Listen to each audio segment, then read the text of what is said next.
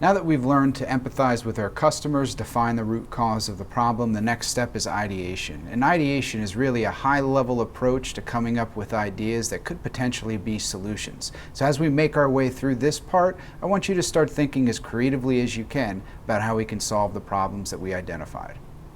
So what is ideation? It's basically coming up with ideas. And we use different techniques like mind mapping, scampering, fishbone diagrams, and the Da Vinci technique to do this. It's acting on information we've already gathered, which is why it's so important to dive into what our customers are experiencing through empathy and beginning to define the problem in the second step, define, of design thinking, where we use our problem statement canvas to identify the root causes of the issues our customers are facing.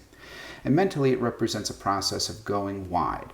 So we want to come up with as many ideas as we can without really creating parameters or barriers for ourselves and telling this, it may not be the best idea in the world, but we just want to get it out. So how does ideation help us?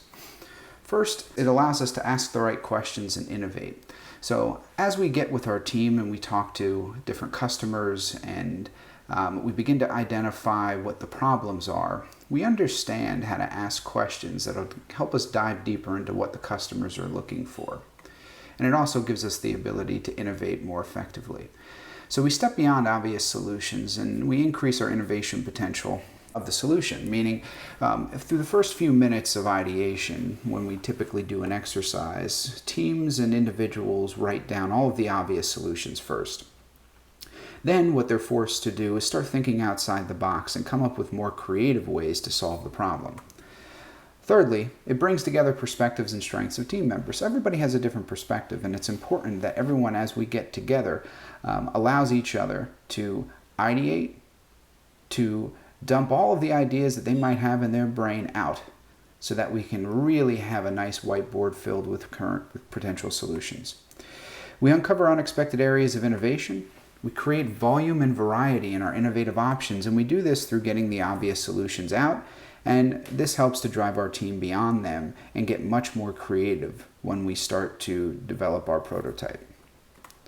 So in conclusion, the idea behind ideation is to let your minds go. Right? We want to give ourselves the creative freedom to come up with as many ideas as we can before we start narrowing them down and trying them out. So how can we take all we've learned and create the foundation for a strategy which will allow us to build and test our solution as quickly and as simply as possible? That's the idea behind ideation, and it's going to help us transition much more easily into the next step of design thinking, which is prototyping.